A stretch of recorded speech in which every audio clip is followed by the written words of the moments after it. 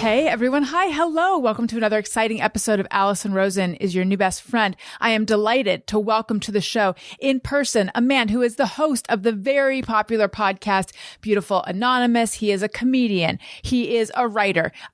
2 books, the most recent being The Lonely Dad Conversations. Please put your hands together for Chris GETHARD. Thanks, everybody. Thank you so much. That's so kind of you. You didn't know that we kept a tiny but devoted audience in studio, did you? That's my sweet spot. That's like my comfort zone. A tiny but very devoted audience. That's right what I'm used to. So thank you for making me feel at home. Yeah. You're welcome. So this is your first time meeting Tony Thaxton in person. Now, you were last on my show via Zoom. Yeah. It aired July 18th, 2021. So it was around then. And you guys kept it from me until a little bit into the podcast that like you had been working on a bromance. Yeah. And then, we had interacted online a little bit. I had dropped the ball. You had messaged me and I just missed it. And then years later, I went to message you about something. I was like, oh, he's already DM'd me. That was the backstory. Now we had our Zoom thing. And then now we're here in the studio and you sat me down and then stepped out for a little while. It's almost like I'm like a producer on The Bachelor or something. And I wanted to give you guys a one-on-one. A little bit. And I think I dropped the ball and I'm feeling bad. That's because once I'm on a mic, I can speak much more honestly than real life. And I think I was very socially uncomfortable and I do apologize. No, I didn't take it that way. First of all, you're talking to the king of socially uncomfortable. So okay, I could verify. Fine. Yeah, sure. Thank you. Great. You're welcome. Yeah. Great. No, earlier, because you've met both of my children now. Sweet kids. Thank you very much. I felt like we clicked pretty quickly. I mean, Elliot told you about his loose tooth and showed you his bird whistle. Yeah. Owen showed you his pig puzzle. Apparently he's given the puzzle a name, Milo. Yeah. I feel like they took to you right away. It's like they know that you're a dad. I think I do have tired dad energy. So I think they sensed it right away. Right. This is an exhausted and beaten down man and we recognize we can work with that. We are familiar with that. Mm-hmm. But anyway, Owen now demands studio time. So he was in here before you got here. He was in here while Tony set up. And then I came in and I said, Owen, are you feeling kind of shy? And he said, yes, a little. And then Tony said, I feel that way a lot. Yeah. So I'm just saying it's him. It's not you. That's kind of a theme of this afternoon, it seems. It seems like it is. Sure. But I mean, just from where I sit or where I sat for a moment before I left to give you guys some time, and also to get something in the house. I didn't think you were failing or flailing socially. You seemed we gave good. each other a hug and I said, I really like your varsity jacket, which is true, but it's a weird first thing to say in person. That's all right. It's, but I'm a big jacket guy. I'm a big jacket guy. I'm a big That's jacket a great guy, jacket. and it's kind of new. So, I'll take it. There you go. What's the t-shirt? Ring of Honor. Oh, love that. Yeah. That's right. I know you're a wrestling guy too. I've got some stories for you. Yeah. I'm now a wrestling guy. Did you Really? know? Yeah. I've had just a spate of wrestlers on the show, and I've been to 2 wrestling events. I sound like a 5-year-old trying to keep up with like, oh, I had a birthday once. But I had Colt Cabana on the show, and he mentioned you. Well, Colt Cabana is a very good friend of mine. Oh. We met through my old TV show. We wound up living together at the Edinburgh Festival in Scotland for a month. He's all about Edinburgh. Yeah. I've gone and crashed at his place in Chicago when I play there. We try to meet up as often as we can with both of our lifestyles. That's rare. But there's another development lately, which is years ago when I had my old TV show, we did an episode at Comic-Con and it was a disaster. And the guest bookings fell through. And I knew there were a bunch of wrestlers in town. I texted Colt. I said, hey, anybody around who you think would be a good fit for our show? And he was like, there's this guy. He's a indie guy. He just started using the name Sami Zayn. He's an NXT guy now. And this was 2014. So Sammy came and did our show and he was lovely. And right afterwards was like, I think I'm going to go rent a bike. Thanks for having me. But we kept in touch. And then I would go to Montreal where he was based and we'd hang out. And then we saw when they'd come through New York, I'd see him. And now he's become like the biggest thing in wrestling. And it's very strange to watch that happen to my friend. And I just went and saw a house show at Madison Square Garden where halfway through he texted me and was like, you want to come backstage and say hi? And I got to go backstage at the WWE. And it was very cool because I was just like, me and my wife were just talking with Sammy. Like we both also have kids now. So we're talking a lot about that. And then I'm like, there goes Charlotte Flair. There's Cody Rhodes. There's the Usos. There's Seth Rollins. Like I just met all these people from the TV set. It was very cool. That's very cool. Yeah. So Sami Zayn is WWE. I've heard that name. Yeah. Are you an WWE. AEW? I'm an AEW person. What can I say? That's We are, yeah. Who got you there? Well, wait. Yeah, actually, I had Alexa Bliss on first. So that's WWE. Yeah. And then there was a gap, and it seemed like a one-off thing. Sure. And then via Tony, I got sucked into the AEW-averse. AEW is not only great in its own right, but I feel like it made the WWE get their shit together in a way they haven't in a few years. Because of the competition? I think they felt some real competition and felt some real motivation, and they started handing the ball to people like Sami Zayn for the first time in a real way, and it got very exciting to watch. And I like it, and I like that we're talking about wrestling, and I like that we're talking about Colt Cabana because he's one of the most truly unique, kind individuals there is. So. He's the best. He's been on a few times. Never great. in person though. He's not made the Chris Gethard leap yet. You got to get this guy. Yeah. You got to get this guy. Can I? But if he offers to crack your neck, say no. Oh yeah, I wouldn't. I would automatically. I mean, thank you for the advice, but I can't even imagine a universe where I would say yes. Did he do this to you? When we lived together in Scotland, I lived with him and these two Australian comedians, and we were sharing. It was a literal dorm that we had rented. It was like a college dorm. And I came home one day, and the one Australian guy was like, I can't really do accents, but he's like, you got to let Colt crack your neck, mate. Oh, that's pretty good. It's the Good best feeling. It'll loosen you up. I'd known Colt for a bunch of years at that point. I was like, okay. And this dude cracked my neck in a way where if I had known what was coming, I would have fled in terror because it happened so hard and so fast. And the crack was so loud that I was like, it felt great. But if that went wrong, it could have gone really wrong. Yeah. I also just remember too, he and I joined a gym together. And I look back at the saddest, the most unintentionally funny, sad situation of my life was me trying to work out with Colt Cabana. There was one time where we were at a bench press and he had to come rescue me, like to get the bar off. Were you pinned? I was pinned, and it was just the bar. There wasn't even any weight on the bar. It was like 40 pounds or something. And I just crapped out, and he like lifted it with 2 fingers. It was very pathetic. That is and very sad. hilarious. But I love that man. I owe him my life, it turns out. I guess I owe him my life. He saved me. From the bar? Yeah. But then he almost killed you with the neck cracking. It is true. He likes to play those mental games, I guess. I have 2 questions instantly, and one is about wrestling, and it's not about us, but I say let's just start there. Great. Because it's on my mind. Okay, so I have now been to an AEW event, and I went to a Ring of Honor pay-per-view. I've never been to a WWE event. I'm not familiar enough with though I do now host the #1 wrestling podcast, I'm not familiar enough with the world to really understand, but like I have an idea in my mind of what it would feel like to be at a WWE event versus AEW. And I'm wondering how accurate that is. And I know I haven't shared what it is, but could someone just weigh in on like, what is the feeling of being at a WWE event versus AEW? Well, to be fair, I haven't been to one since I was like 10. Oh, it's probably the same. But because I've been kind of watching it a little bit here and there more lately. Because I agree with what you said. I feel like it has improved a little bit. But Flo, my girlfriend, has been to some more recently, and she has kind of said there is a bit more of the meathead crowd. Not totally, but there's more of that, I think, than there is in the AEW crowd. Would you agree with that? Yeah. I mean, I did once go to a SummerSlam at the Meadowlands where a guy tried to beat up my brother for holding up a sign. My brother held up a sign that said wrestling is fake. And a guy descended from to be fair, he was holding up a sign that said Ken Shamrock loves glam rock, but on the back was wrestling is fake. So he was unintentionally flashing that backwards. And a guy ran down and was like, this dude was in a stone cold voice was like, you sorry son of a bitch, you think wrestling is fake? I'll go ahead and stone you right now and show you. And it was like, dude, you're just another dude who bought a ticket. Like, this is nuts. So there is a little bit of that.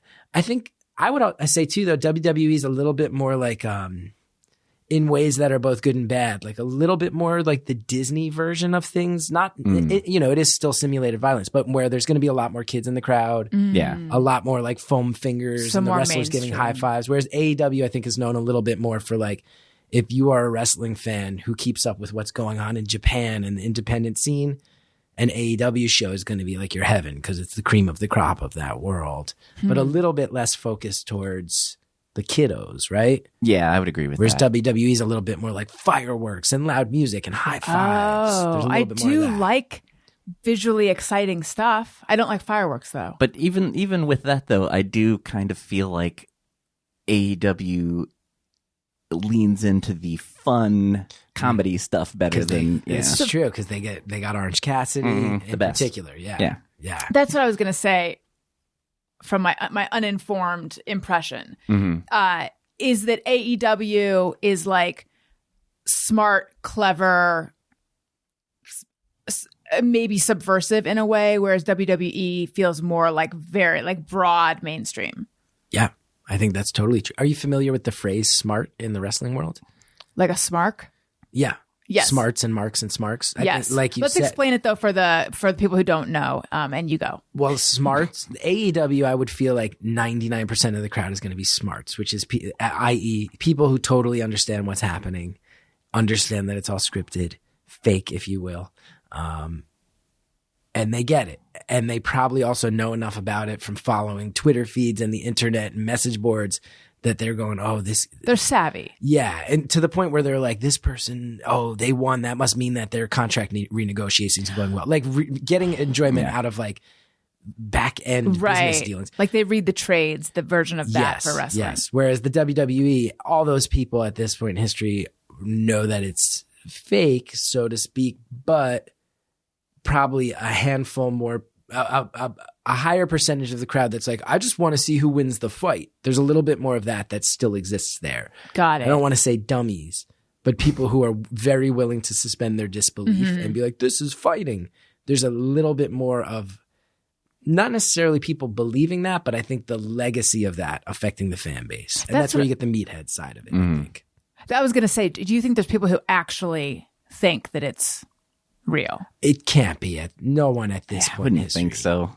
It's kind of amazing to me that was ever a thing. When I think back even on within my lifetime, they weren't admitting it yet. But I remember my dad hated wrestling, and he'd be like, my brother and I would watch it obsessively. He'd be like, you guys know this is fake, right? And I was like literally 7 or 8 years old, but going like, yeah, yeah, of course.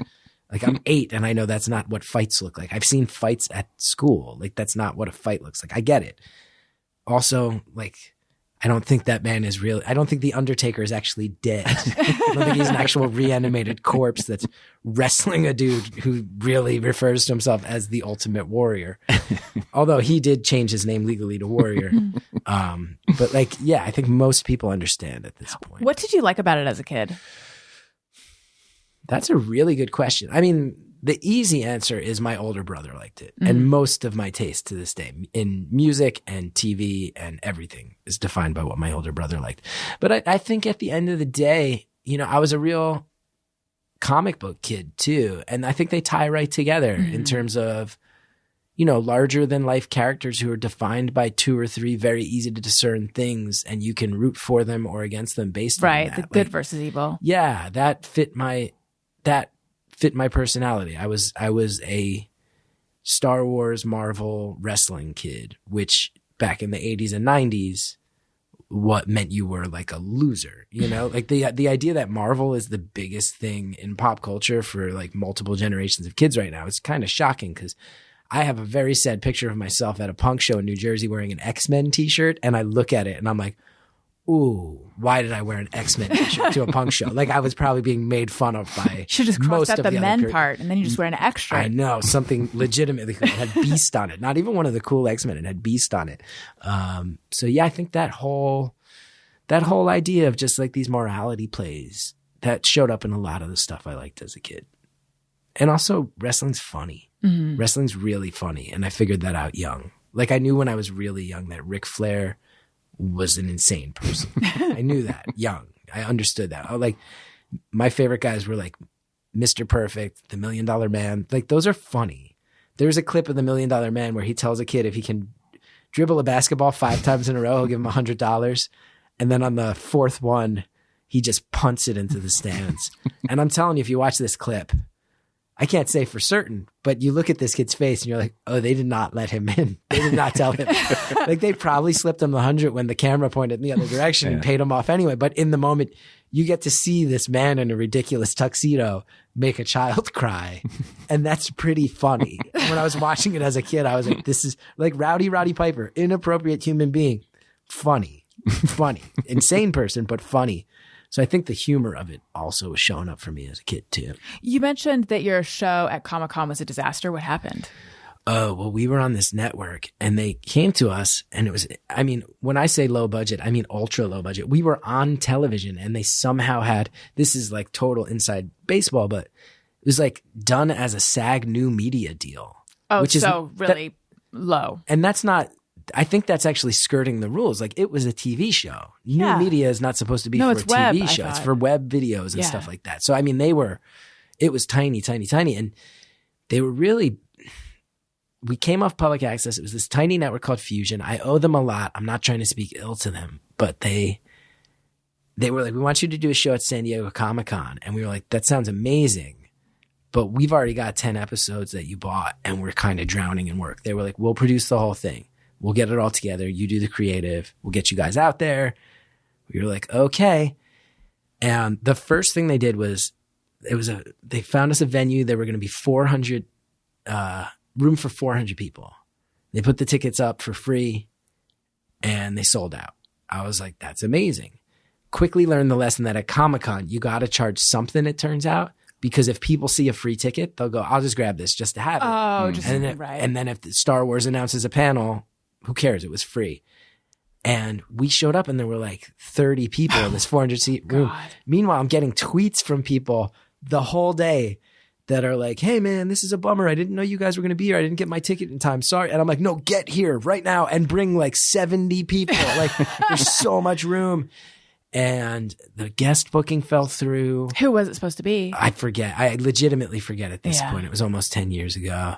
But Sammy stepped up and that was nice. And there was a band from San Pedro who I managed to convince to play. They saved the thing. It was a band called Underground Railroad to Candyland, where if you follow punk music, you'd know they're very associated, share members with Toys That Kill, the whole Recess record scene. The Sardine is Todd's venue in San Pedro. Great click.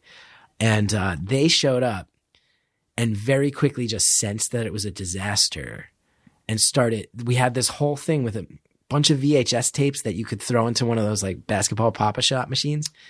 And the bassist from the punk band was just kind of like sensing the awkwardness and just started taking VHS tapes and flinging them across the room. Mm-hmm. And we were all just feeling like, fuck this. Let's just actual mayhem and destroying the set. And and it worked out. It worked out okay. But I mean, it was also such a tight turnaround that to edit, our editor had to get from San Diego to LA. He was editing on an Amtrak train. He had stayed up for like 36 hours or something at that point, 48 hours. And he was just a friend of ours from the old public access days, the world's greatest dancer, Rob Malone. Like he was a guy who was on the show sometimes.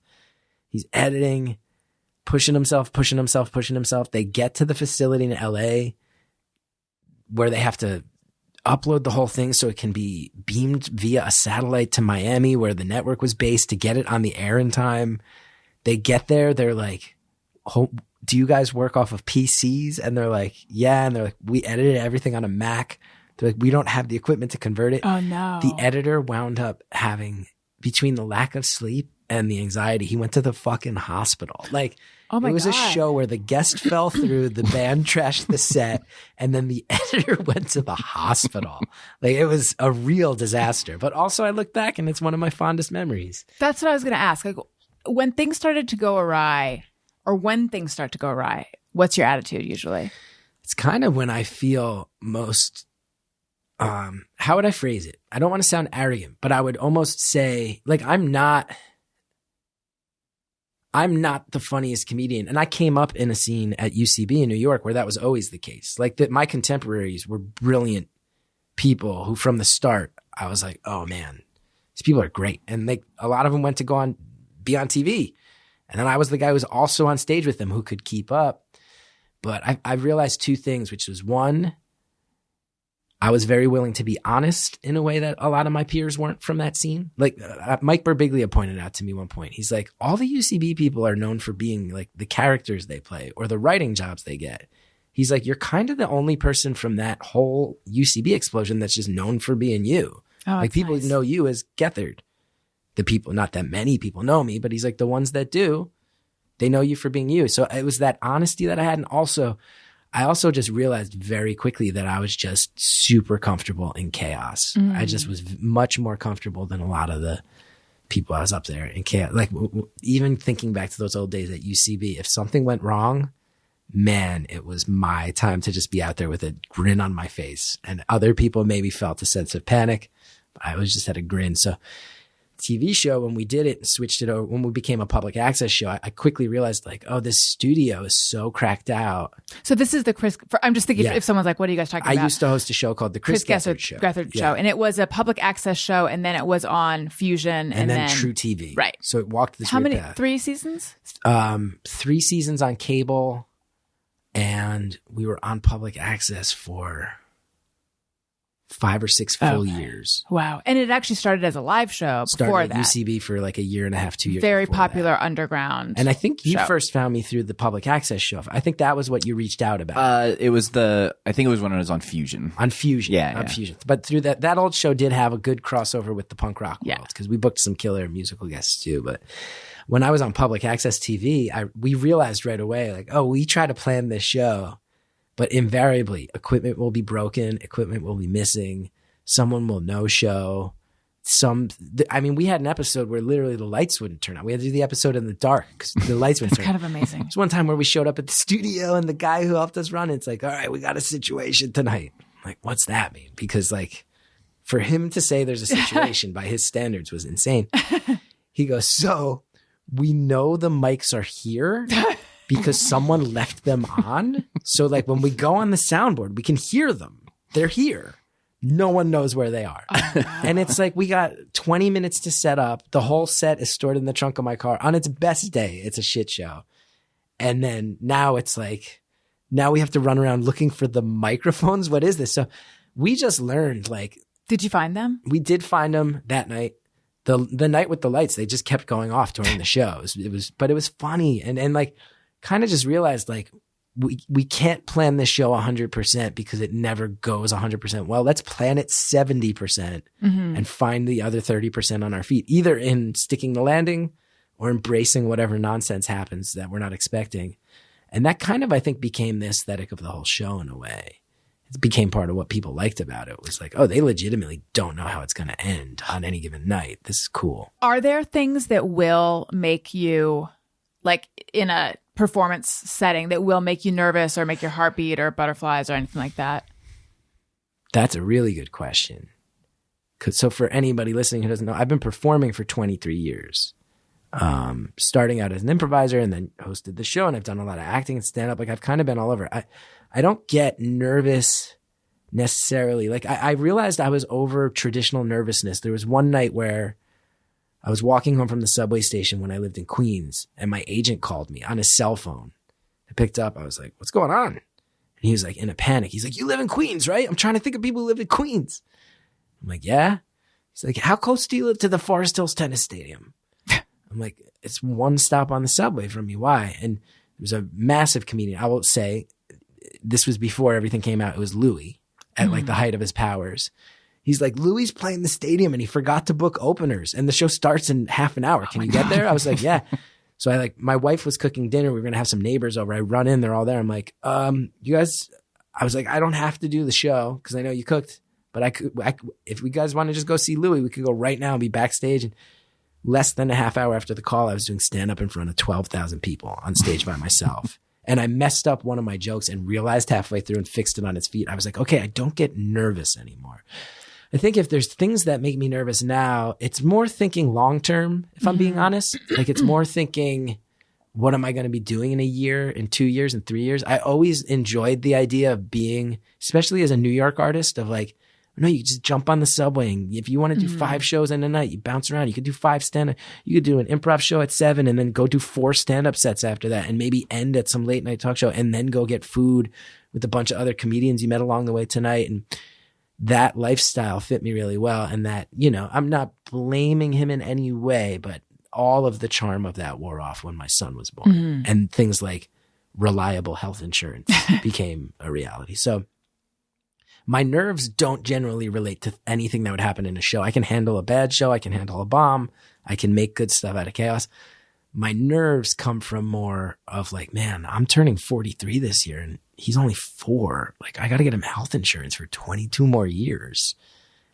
That's not how. Like, that's not the lifestyle I've been leading. And that makes my heart beat fast. So that's a very real, unfunny answer. No, Sorry but you're known for your honesty. Mike Birbiglia said it. You're known for being yourself. There you go. Birbiglia is very smart. Thriving in chaos. Is that something that I'm just wondering, like, are there situations that you had been in early in your life that were chaotic or traumatic or anything like that, where it like links that can be made? I don't want to overreach if there's not. No, I think for sure. And it's funny because a lot of it comes back to wrestling too. A lot of it comes back to watching. There are people who, one of the things I'm most proud of from my old TV show, and I hate, I do have done, the show got canceled in 2018 and we're on a track of talking about it. Like I don't dwell on it too hard on a day to day. I'm asking you questions that are making you. One of the things I'm most proud of is there's a lot of kids who watched that show who didn't watch wrestling. And then they watched my show. And we had a bunch of wrestlers on and talked about wrestling. And now they all watch wrestling. And I realized like, a lot of our writing was just wrestling. It was just like a lot of people's favorite character was this very dumb character called Vacation Jason who used to walk out and interrupt me and and I'm like, if you just put Stone Cold's music over his entrance, it's just that. It's just, I'm Mr. McMahon. He's Stone Cold. He interrupts me. I act like I'm mad. He makes me look stupid. The crowd cheers. Like, that was why Colt loved the show. Colt Cabana reached out to me. We had met years prior. And then he reached out to me and he had been watching the show. He's like, you're just doing wrestling style writing in a comedy show, dude. And I was like, yeah. So I loved wrestling when I was a kid. My older brother loved Spanish language game shows. Legitimately. We were not watching them ironically. We knew it was funny, but we were like, these are nuts. What are these? Even wrestling, we liked ECW. That hit hard when I was in high school and we were in the Northeast. I used to go see it live. So chaos has always been a factor. I think part of why our personalities were built that way is, if I'm being totally honest, we grew up in a neighborhood that I look back on and I'm like, man, it was just weirdly tough. And my parents grew up in the same neighborhood and it was like this working class, mostly Irish Catholic neighborhood. Is that what you are? Yeah. We went to public school. A lot of the kids around us went to the Catholic schools. And I will tell you, in all honesty, like my older brother got his ass beat for a big portion of his childhood. And I took it a little bit too, but I became a kid who was like very motivated and pissed. And I look back now, I'm old enough to realize like, I was like ultra motivated to accomplish things and try to prove things about myself because I knew that would be a way out of that chaos. But I mean, like it was. And what was your brother's response to it? My brother, he was like, my brother's response, I said before, this is cutting deeper than I thought, but like all of my brother's taste informed whatever my brother thought was cool, I knew was cool. My brother was this kid who like, he just like, he always knew he would like, we'd be like 10 years old and he'd be like, hey man, here's this, like I found this, like, I got my hands on a VHS tape of some like British sketch comedy show that no one's ever heard of. And it's the best thing ever. Like he knew about all the coolest stuff. He kind of just retreated into this inner world. Like I remember him listening to the Ramones when he was in like 5th grade, like earlier than other people. And we grew up in North Jersey. There's a very famous radio station out there called WFMU, which is like a legendarily weird freeform listener fun. He'd sit in his room in the attic and just listen to that all day. Like he just became a very eclectic guy with these strange tastes. And I think especially looking back on it, I think a lot of my early output in an effort to be a comedian was just like, man, my favorite memories of my life are like my brother in that era before the DVR. I'd be like upstairs working on my homework or something. And I just have so many memories. My brother running up the basement steps, like, get down here right now. And he'd found like some bizarre thing. I remember so vivid. He was obsessed with this game show called El Gran Juego de la Oca. So the grand game of the goose. If you look up clips, it's still nuts today. But I remember like late at night him being like, get out of bed. Come here. You got to watch this. And it would just be like the most insane, crazy things. And yeah, I mean, from my Andy Kaufman obsession is from him. My obsession with underground music is from him. He started taking me to punk shows when I was way too young, 13 years old, and like a late bloomer 13. Mm-hmm. I would not hit puberty for a solid 3 or 4 years after that. Just being this little kid in the back of the room as he's like, okay, we're telling mom and dad that we're going to Mike's house, but I'm actually driving you to this VFW hall 6 towns away because there's this band from New York and they haven't played in Jersey in 3 years. Like he responded to getting beaten up by just being like, well, I'll just retreat into a world of fringe nonsense. And I think that really informed my taste looking back. And then it also sadly gave me that gift of like, I have to learn how to fight for myself and stand up for myself so that doesn't happen to me too. And I sometimes think about how much that sucks because my brother is a really brilliant and funny and talented guy and he does comedy as well. But I was just left with this like real fire to go out and prove myself in a way that wasn't always healthy. Mm-hmm.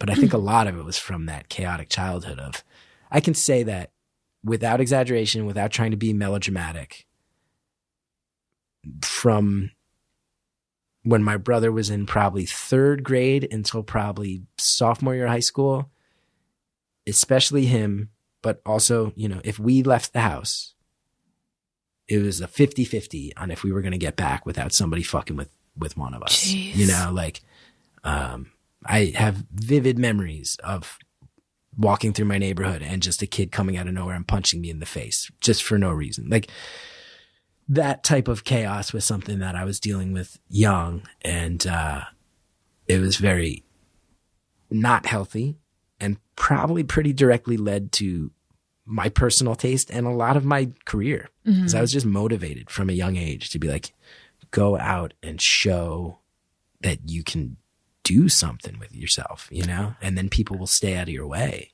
Are you still motivated by that? To a degree. It's calmed down a lot. I had this moment that I wonder if other people have had this where, you know, we had our kid, we were living in New York, quickly realized we were like, we'll raise our kid in New York until he's like 4. We had a little one bedroom co-op in Queens. As soon as he started crawling, like 7, 8 months old, we were like, do we need space? Let's get out of here. So we moved back to Jersey. And a bunch of my friends who I grew up with, I invited them all over.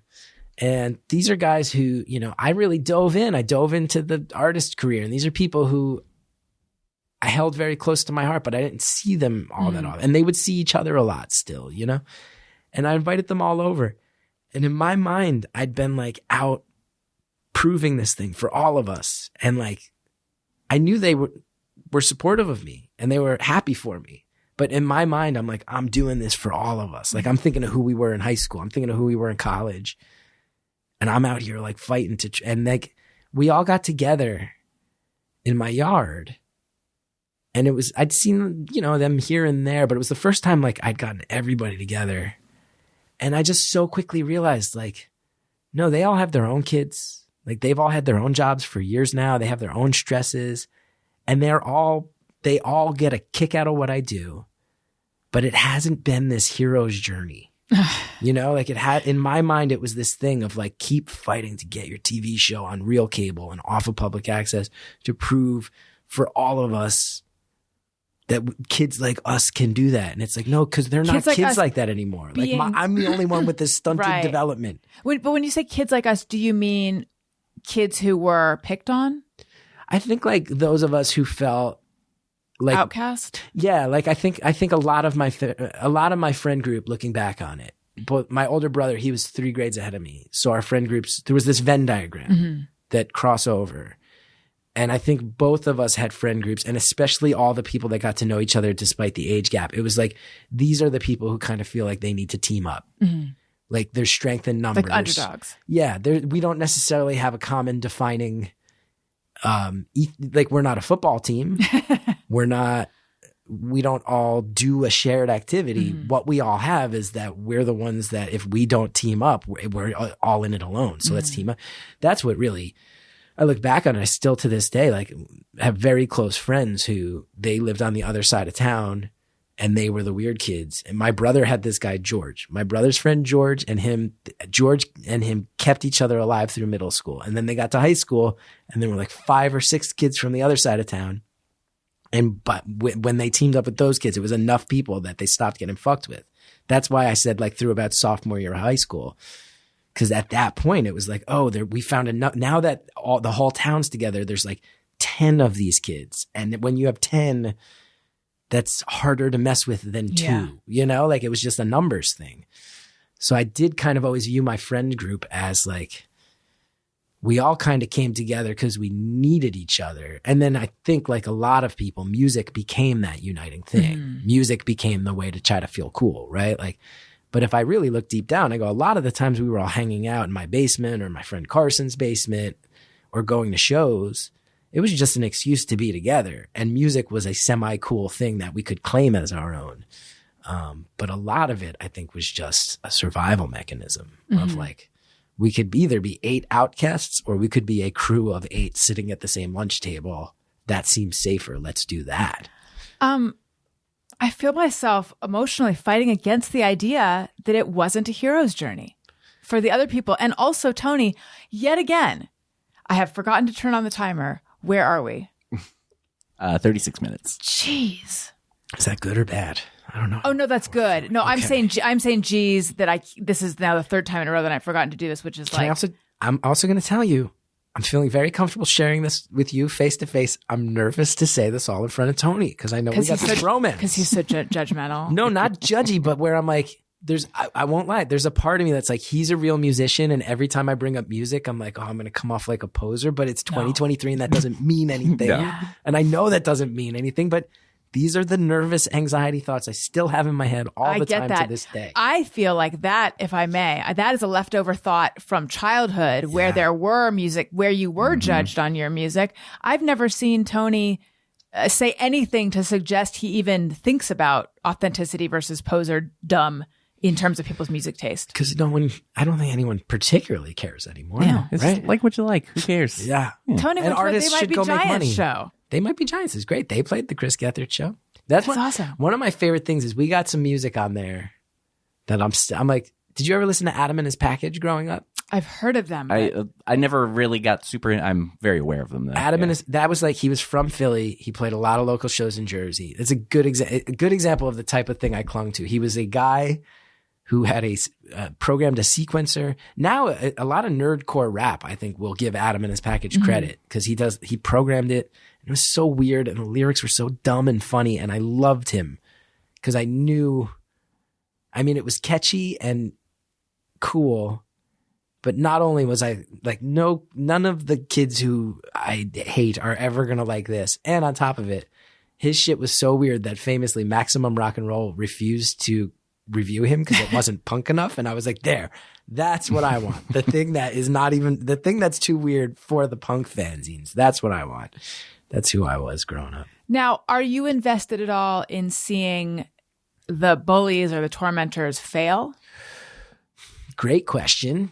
There's a part of me that wants to be like, no, I've grown up, but like, I just recorded a special where I had to. I went around the country saying this guy's full first and last name, telling a story about this era in my life, and then my special was bought by Audible. They were like, you can't, and I was like, okay, I'll use the first name because it's common, and I'll say what street he grew up on. Or no, I think I was able to say his name was Mike. Not the Mike from Maple Street if you grew up in my neighborhood. Like I came as close to doxing this asshole as I could. I remember once getting so pissed off. This was years ago. Like for comedians of my generation, especially those of us from UCB, for a lot of us, the first work we would get was when Conan O'Brien still had the 12:30 slot. If you remember his show, before he started getting it ready for the Tonight Show and switching over, that show was legendary because it would be like, here's a staring contest with like 30 actors in it. Or like, here's a thing where it just cuts to 6 people dressed as carrots dancing. It's weird. And those were my earliest bits, was like dress up as a robot, dress up as a little Dutch boy. Like I was still in college and I'd be like cutting classes to take the train into New York City. It was like, I look back, it's the most mind blowing thing. I look back, I'm like, I knew it was cool then. And now I'm like, how did I even wind up there? But I remember once this dude I grew up with called me and he said he was at a bar in Jersey, Tierney's Tavern in Montclair. Great bar. Great bar. You should go if you're in Montclair, New Jersey. It's great. Let's make a trip. Great burgers, great Irish bar. But he was there one night and I guess they had the TVs on and they must have been playing a game on NBC and just left them on and Conan came on. People were like glancing and all of a sudden it cuts to a picture of me. And I guess this one dude at the bar started like pounding. He's like, everybody shut up. Turn the volume up. He's like, that kid's from my neighborhood. That's a kid from my neighborhood. Show some respect. And he like quieted down the whole bar. My buddy told me who it was. And I was like, that's insane.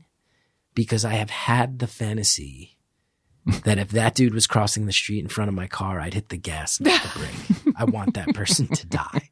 And it's like still a thing I think about. You think about wanting him to die, or you think not about as much anymore. This was years ago. The turn. This was years ago that he had that. But at that point in my life, right, when I was an artist who was starting to book the earliest stages of my work, I still wanted my bullies to die. Yeah. And I can say that it's not something I sit around and think about now. But I can say that like as a dad, I've realized it's not totally put to bed yet. Because my son, who just turned 4 yesterday. Happy birthday. Yeah, big time stuff. Real big boy now. But he, about 6 months ago, he came up to me and asked me if another kid in our neighborhood was a bully. Oh, he knows that word already. Yeah, he learned that word. And the kid he named, I've seen in action, and he kind of is. And I had to realize, like, it instantly brought up these feelings where I was like, I have to explain this to him in a way that helps him sort it out. Got to be a good dad. I also was aware, I'm like, he's coming to me on this. Most things that he has questions about, he's still little enough. He goes to mom first for most things. Like he's coming to me for a reason. And I could feel that that was like his instinct and I had to respect it. But I also realized like, I can't let him see how crazy it makes me feel when I think about bullies to this day. And I think his mom would have killed me, but I was like, it was this older kid and he's a fundamentally okay kid. He's a good kid in our neighborhood, but I've seen it. Like if trouble's happening, he can instigate. He likes when trouble happens. He'll poke it in that direction. And I've seen it. And I asked my son why he told me, and he told me a story about the kid picking on a kid younger than him. I said, are you nervous he's going to do that to you? And he said, yeah. And I was like, if he ever does that to you, first of all, you can always tell me. And then I was like, look, this might not make sense now, but if he ever touches you and you need to hit him, I was like, you'll have to get in trouble, but I won't be mad at you. And I was like, I don't know if that makes sense, but just so you know, even if you get in trouble for standing up for yourself, you'll have to get in trouble sometimes, but I'm never going to be mad at you about it. And he was like, okay. And I don't know if it fully sunk in, but I could feel this feeling of like, these motherfuckers. Like, I feel the feeling in you. Yeah, just how much time I've had to waste thinking about these idiots and how I'm in my 40s and have had so many phases of letting it go and then having it come back, you know, and now having a kid and realizing, oh, now I'm going to be worried about this with him. Yeah, I know. For his whole childhood until I see where it lands, you know? Yeah. He also is a kid too who like, he went and played with our neighbors one day and they're 2 little girls. And he came home and they had painted his fingernails. And he was so psyched. He was so proud of it. And he asked his mom for his birthday, can we go get our nails done? And she was like, okay, yeah, I'll take you to a salon. And I have to be honest, like the large part of me is like, that's cool, man. Go live your life, get your nails painted. He's 4. I don't think he has a full awareness of what's traditional and what's not. I think, but I did sit there and worry and go, if he gets his nails done, are the other kids going to pick on him?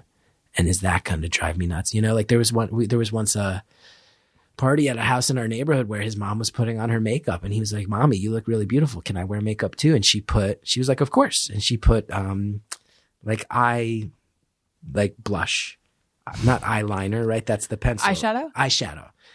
And we went to the party and I was totally all for it. And I'm like, it's cool. And he's bonding with his mom. And there's also a part of me that's like, are these little motherfuckers going to seize on this?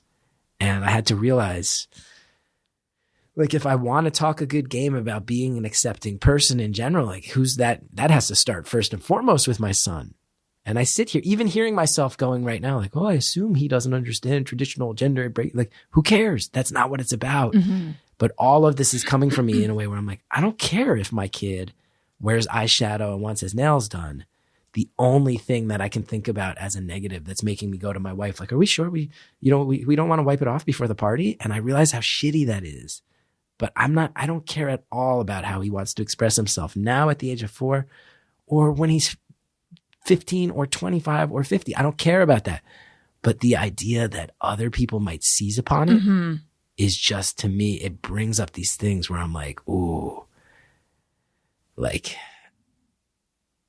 there's also a part of me that's like, I hope you do wear makeup and you're open to me teaching you how to stand up for yourself. And then you walk around town like the fucking New York Dolls, you know, where it's like all the legendary stories about them of like, they're dressed in fishnets and thigh highs and makeup. And if anybody said a word to them, they'd go out and like curb stomp the people. I'm like, I hope you're open to both conversations. Not that you need to be violent, but I don't know. You can see how mixed up I am on all of it. No, it's this stuff is really hard. I mean, it's just really hard. What I have been doing is like Elliot, my 6-year-old, has come up to me a couple times where he'll say like kids laughed at him and it didn't feel good. And one instance was like something where I also was like, I'm also missing what's funny about this, but I guess this is him talking. He got 2 buckets of fruit from the cafeteria. And I get this must be fruit cups or something. He got 2 buckets of fruit. And the kids were laughing at him because he got 2 buckets of fruit. And I said, and neither of us understood he said it didn't make him feel good. And I said, well, what do you think about it? And he's like, I think it's pretty normal. I'm like, I do too. But I could tell like making sort of, I always try to bring it back to just like, well, it's not what they think about it. What do you think about it? Do you like it? Do you think it's good? And it did seem in that moment like a weight kind of lifted off his shoulders when he thought like, oh yeah, I feel good about getting 2 buckets of fruit or whatever. And then another time they can do like show and tell at school. And he brought a toy that's a mermaid. And the kids wanted to know, like, why do you like to play with girl toys? And that was way tougher for me than him because I was like, oh my God, I can't believe it's starting this young. They're like big I mean, they're 5. He was 5 then, but still. And so that was just like, it brought up so much for me. Like, what is going on? And the thing you're talking about like, I want him to be exactly who he is, but are we not protecting him by da-da-da? And like also what kind of conversations are going on in these other kids' homes? But we just kind of, I just said to him like, look, toys are toys. And you can play with, and apparently when they said to him, like, why do you play with girl toys? He's like, because I like them, which I think is a really good answer. Perfect answer. But yeah, what we've been saying is like, toys are toys and anyone can play with whatever they like. Yeah. But yeah, that was, it is, I find it to be such a strange time because I sit here and I go like, there are all these conversations about all these things that are shifting and they should be shifting. And ultimately, it will give kids more freedom to be who they are, which will have to be healthier. Mm-hmm. But I would argue, like, the parents who are figuring out how to navigate these new parameters, or even really define these new parameters, they have kids in school right now. And it's happening every day. Like, my kid's just in preschool, but it's really only the past handful of years that there's any parents trying to take, right? Like this conversation's become so much more open and honest in the past 5 years where you go, okay, I want to do the right thing by society. I think ultimately my kid will be healthiest and happiest to feel total freedom. But how do I turn off the instinct of like, don't give anybody a weapon against you? Because my whole childhood was don't give anybody a way to get at you. Mm-hmm. That was my whole childhood. When I would get on the bus in the morning, it was like, put your game face on. And until I got home, it was, don't give anybody a way to fuck with you. Yeah. So how do you turn off an entire childhood that was that when your kid wants to wear eyeshadow? When you know fundamentally he looks good in the eyeshadow and it's really fucking cute. It's funny. My 4-year-old also wanted to buy nail polish and paint his nails and stuff. Yeah, it's tough. I mean, I know that the messages I got from my parents telling me to conform in order to not be a target. I'm not appreciative of those. I'm resentful of those. Mm-hmm. I wish that instead they had taught me to have a belief in myself and to not care about what other people think. So that's what I'm trying to pass on. But it is hard. It is hard. And especially like if shit gets real and there is actual like bullying or like it's affecting it. You know, right now we're just talking about like, it's like parable bullying or something. Right. And we're just imagining these scenarios. But like if, you know, the high school life becomes very difficult because of, I don't even know. Yeah, it's hard. Yeah. It's hard to even finish the sentence. Cause like, I don't even want to presuppose. I want it to just be easy. Yeah. But I know, but it's like all you can do sounds so pat, but it's just like love them and try to parent them as well as you can and raise them right. And you can't control their external environment. Yeah. Which sucks. Yeah. I just had this image pop into my, like, it's so funny because I was talking about my brother before and he was such a great example. Like I remember we had a neighbor who was cleaning out his garage and my brother walked by and was like, "Are those garbage bags full of clothes?" The guy was like, "Yeah." My brother's like, "You're just getting rid of them?" He's like, "Yeah." He's like, "Let me take them. I'm going to take what I want and then I'll get rid of the rest." The guy was like, "All right, yeah, that helps me out, you know, saves me a trip, saved me having to pack it up." My brother, there's all these guys' clothes from the 70s. I remember my brother showed up in school one day wearing an orange corduroy jumpsuit. And this was like 1996. Wow. But that was my brother of like, "Oh, you want to make fun of me for being like geeky or smaller or having a last name that spells GETHARD? Like whatever you want. No, make fun of me for this, mother." Like, you know, almost like. I love that. Almost like how an animal will go like, "I'm bright orange and that means I'm poisonous. Leave me alone." Mm-hmm. Like that was almost my brother, you know? Like putting on of like, "Oh, if you're going to beat my ass, let me at least make it for something outlandish and something worthwhile and cool." And that made him cooler. And I think he had found his confidence by the end of high school because he'd just take these big swings, but they were born out of antagonism. Mm-hmm. That was his way. Like he wasn't a fighter. So the way he'd fight back would be like, I'll show up in something where everyone turns around when I walk in and they go, "What's going on?" Like that was his way to antagonize them back, was like, if the more you push me around, the weirder I'm going to get and I won't apologize. So that's so punk. It really was. It really was. And it makes me sad as I say this all out loud to realize like my brother was the biggest influence on me in so many ways. And then I see how I get so hesitant with my son with some of the stuff that he's trying to express himself with early. I go, probably one of the biggest lessons my brother gave me didn't fully sink in because I was a little less weird. I was a little bit more guard up. I was a little less prone to, you know, let me look outlandish. Let me antagonize you with my external appearance. I was a little bit more like, dress plain, mm-hmm. Nobody will notice. Right, you. Under the radar. You know, stay under the radar and then go out and do cool shit, you know, so that people have to respect you. It's like, oh, probably one of the biggest lessons my brother gave me. I probably should have worn that orange corduroy jumpsuit a couple times. It was a good lesson to learn, and I missed that one. When I was on the Adam Carolla show, a few times, incredibly popular kids from my high school who were not kind to me, sent me a Facebook request. And in my mind, it's like they're still thinking about our social stature in high school. And they're like, "Oh yeah, well, I thought she was a loser then, but look at her now." I mean, it's like a whole, talk about hero's journey. It's like, it's so built up in my mind. And I'm like, I'm going to accept their request because I've grown as a person, blah, blah, blah. And it's like, to this person, it's probably just like, "Oh, I know her," click, you know? Yeah. It's not what it was to me. They're not thinking of it that way at all. They're like genuinely probably texting their friends like, "Oh, did you hear this? Yeah. Remember her? Yeah.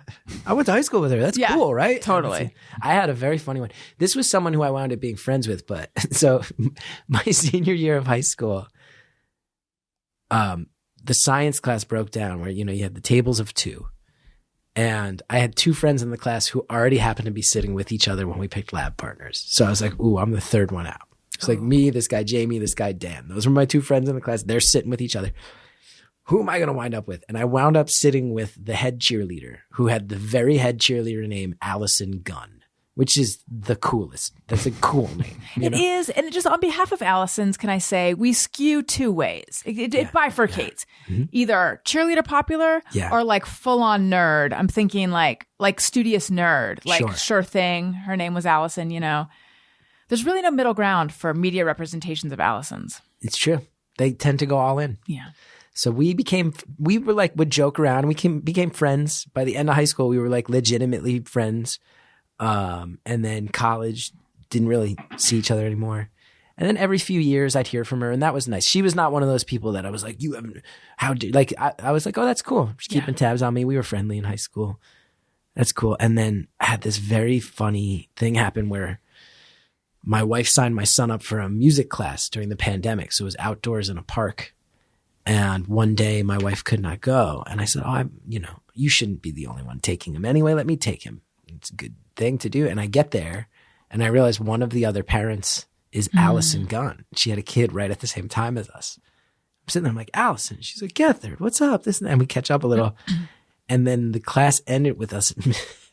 The teacher had all the kids doing square dancing, but they were like still in diapers. They cannot follow instructions. So it was just all the parents, and they had us doing these line dances where we paired off. And I'm like, this is very weird in life to be like a kid who feels nerdy and bullied and scared a lot of the time. And now somehow at the age of 40, I'm line dancing in a public park in Chatham, New Jersey with the head cheerleader of my high school. Like, it's just the weirdest fucking feeling. And again, that thing of like, I've been walking this path that to me felt like this. And now I did this, and now I did this, and now I did this. And it's like, no, you just wind up line dancing in a park together. Anyway, you just wind up with that nonsense happening anyway. I had an experience, which I think I've probably shared on the show, but a long time ago. I briefly went to, there's a 12-step group for people who tend to be codependent. Mm-hmm. And I went to some meetings for that. And I was at one, and this woman walked in, and she was very pretty, like very striking. Or I just instantly noticed her. And then, didn't think of it beyond that. And then at the end, she came up to me and she said, did you go to name of my elementary school? And I said, I did. And then all of a sudden I realized, oh my God, this was like one of my main tormentors in fourth grade. No, seventh grade, not in seventh grade. I went to a private kindergarten through eighth grade. There were like there was like the popular, faster kids and then the more like unpopular, studious kids. And both big groups. And I had like firm social standing in the more studious, slower kid, less popular group, but we weren't outcast. There wasn't like friction between the groups or anything. And then in seventh grade, everything was always fine. I had friends. In seventh grade, this new girl came to school. And then all of a sudden I was the outcast. And it was incredibly like damaging emotionally to me. My memory is it was like the whole year. It really was like 2 months, but it just left these intense scars on me for like, I don't know. I mean, I remember in college being worried that like, what if all my friends decide overnight that I'm not cool and they don't like me anymore? Yeah. Like for the longest time, I was worried that I could all of a sudden lose all my friends. But anyway, so she was the new girl who had come in, and she said to me, I said, and then she introduced herself. I already knew who it was at that point though. But she's like, I always felt bad about everything that happened. And I was like, oh, that, as if I didn't even know what she was talking about. Like, you had thought of it 10 times already. Yeah. I mean, this is like, how many years later was it? I cannot do the math, but I mean, we're talking a long time later. And she came up to me and I couldn't be real with her because I was so instantly like, oh my God, I can't. I mean, it was like, and I've thought of the way I behaved in that. I mean, I was friendly, but I acted like this hadn't been a huge deal at all to me because I didn't trust her. I was like, I do not trust this person, even though we're in a group where it seems like she's like done the work, Yeah. I follow her on Instagram now, but yeah, we've had no communication since then, but I have thought a lot about how weird that was. Yeah. It's because it wasn't even my part of LA. It was like way over on the west side, just very random and weird. Yeah. but I still instantly got into a defensive pose. I had, this is less bullying related and more my weird mental tie-ups with all this stuff. So I mentioned I grew up in a neighborhood that was mostly Irish Catholic. And to this day, they have a huge St. Patrick's Day parade in my hometown. And I went back for it this year. I brought my son. We were free. It was just me and him. We drove down to my old neighborhood. I parked on my old block. I grew up on a block where I was able to say, like, here's the house where I grew up. And then right across the street, that's where your pa grew up. My dad, he bought the house on the same block. And walking around this neighborhood that meant so much to me. But as I got my son out of the car, and I won't lie, I'm going to this parade. I want to enjoy the parade. I'm telling my son, like, oh, I'm going to buy you a pretzel. There's going to be guys coming around selling big pretzels out of shopping carts. I'll buy you one. Maybe we'll get you a balloon. You're going to see bands. Oh, you'll see police motorcycles. All this stuff, right? Like promising all the greatest hits for a 4-year-old. So he's hyped up, and I am excited to go back to the old neighborhood. I'm excited to see the parade. It was always a big day in my neighborhood. There's also a part of me that does feel like there is some meaning to me in a way that feels healthier than some of the other stuff I've described today. But like, there is a part of me that's like, I can go back there, walk around on these streets where I used to feel scared, and I can walk around now and not be scared and hold my head up high and run into people who knew me back then and say hello. And then there's also a part of me that I will say that is small and that knows that this is ego and not necessarily the healthiest. There's also a part of me that's like, and there's maybe going to be some people who are like, hey, dude, we've seen you do some stuff. And it's going to give me that, like I always said, that feeling of like, go out and accomplish stuff to prove people wrong or prove that you got it or whatever. Like maybe I'll get a little of that too. It's less of a priority now. I'm in a much healthier place. But anyway, I go to pick up my son and I had put his water bottle in the back pocket of my pants. I was not wearing jeans that day. I wasn't even wearing khakis. They were like, I guess you'd call them slacks, but they were built for more of like a warm day. They were a light material. Summer pants. And I had this water bottle in my back pocket and I squatted down to pick up my son. And I won't lie, I have more of a dad bod now. And as I picked up my son and my pants gripped around this water bottle, I just felt them pop, just felt rip. And from my asshole to the back of my knee was just torn open shred. And now I'm standing on my old block and I'm like, what do I do? You're mooning that. Because I'm like, well, it almost sort of felt like this weird karma of like, because there's also this thing when you grow up Irish Catholic of like, you're never, anything you do that feels fancy, people are going to be like, oh, you're fancy now? Oh, you feel, what are you better than us? Like there's always that too. So immediately I was like, this is what I get for secretly craving the validation. Because this is God being like, well, now you get now your assholes. But I feel like as a parent, you'll understand this too. I'm sitting here, I'm like, all I want to do is jump in the car and go back home. But it was a 35-minute drive and I promised this kid a fucking hot pretzel. And he's asked me about it 10 times. And if I don't get him this pretzel, he's going to cry and I'm going to hear about it all day.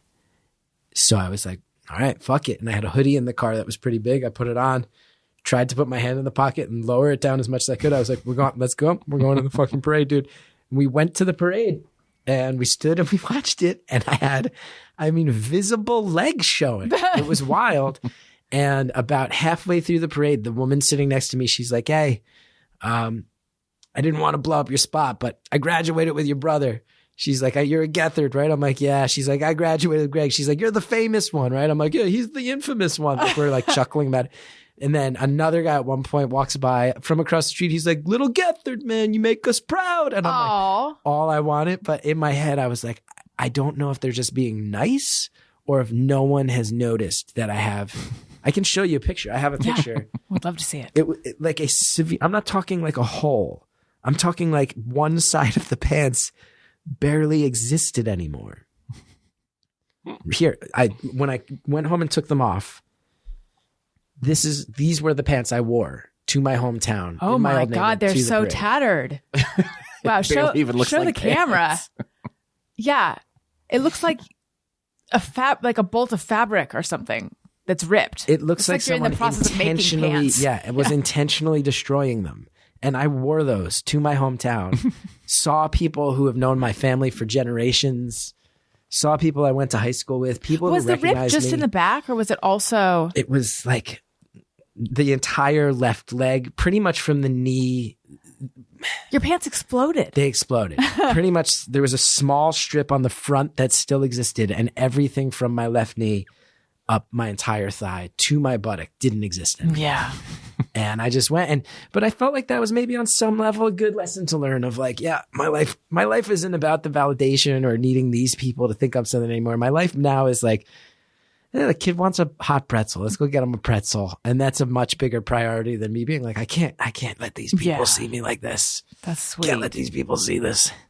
Because it was really humiliating. And no one said a word. And they must have seen. You can't not notice that, right? I mean, unless was it really crowded and they were just like not looking down? It was fairly crowded, but there were also people like the woman who recognized me from brother's class. She was sitting in a beach chair next to me. Maybe she was eye level with my ass. I feel like she probably noticed. Maybe they thought it was a year fashion. Where does your wife come down on the urge to be protective by not being noticed? Well, my wife, that's a really great question. It's a really great question. I think she and I would both say that I have a lot more hangups about this stuff in terms of our kid. I mean, my wife is like a super badass person. She was the lead singer in a few punk rock bands, and she's toured all over, and she was in some very notable, she was in the national touring company of Rent, and she was in these shows, De La Guardia, Fuerza Bruta, which if you know about them in New York, they were these like ultra hip, very influential aerial dance theater shows. Like, she is a person who has accomplished a lot. And I think part of why she and I clicked so hard is I think she and I both have felt that drive. I think she's a lot more, I don't want to use the word normal because that's a dangerous word to apply to anything. But like, she's certainly a lot more chill about the idea that if a kid is mean to my now 4-year-old, that this isn't something that has like ultra deep implications that are like a pebble was dropped in the pond in the 1980s with the stuff I saw, and that somehow those waves are still washing up for my son today. Like, she's, I think, a lot more able to see the realistic view on these things for sure. But, she also helped out at his Valentine's Day party at preschool this year. My son was being a know-it-all to another kid, and the kid just kind of mushed him in the face. And my kid just walked away. And I was like, did he fight back? She's like, no, they're 3. It happens. Like, I said something to the teacher, and the teacher had seen it, and they're on it. It's okay. We'll keep our eye on it. And I'm like, okay, do I have to teach this kid how to survive in a kumite? What do we need to do? This kid need to know how to fight on the streets. Yeah. Yeah, that's something my husband is very much like, the world is like he has a very grim outlook of where society and the environment and everything is headed. And so he's like, and also we're older parents. So he's just like, same. We got to like get them into martial arts or self-defense or. I will say, my wife is better about the day-to-day stuff. She is similar. She's an environmentalist, and she's very convinced that my son is going to exist in like a Mad Max hellscape future when we're dead, where she's like, was this fair? We're killing the earth, and he's going to live in like a desert where people are murdering each other for drops of water. And I'm like, I hope not. I hope we got to get to work on that. The clock's ticking on that one. That's right. You mentioned last time, don't you live in a paper towel-less home? Or I'm amazed you remember that. Yeah, we largely you have like reusable paper towels or something. There was a stretch where we had reusable paper towels. Oh, we not moved anymore? on from those, which I'm glad about because I never said this to my wife because she is a good-hearted person who's trying to save the earth. The idea of washing and reusing a paper towel, it didn't make me feel unsick to my stomach. I was like, oh no, the whole point of a paper towel. It's disposable. Use this for the grossest stuff, and then it's out of your life.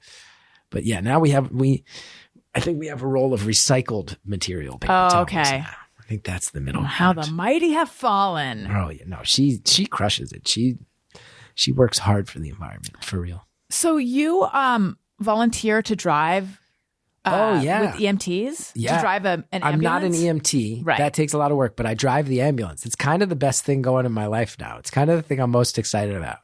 I drive an ambulance around a small town in New Jersey. Do you turn on the siren? I just did on when was it? Sunday? No, Saturday. Saturday night, there was a call. And on weekend days in my town, it's like I'm on the Tuesday night shift, but Saturday and Sunday until 7 p.m., it's like a scramble. And there's an app. And it's like if the thing goes off and you see that nobody else is answering, you go and you do it. So my parents were in town for my son's birthday. And I said, no, they don't have a driver. 2 EMTs have answered, no driver. They were like, all right, go. We'll watch the baby. And I went and drove on Saturday. I drove on a call where I went on the highway and turned on the horns and the lights and blasted the big overhead horn to tell people to stop.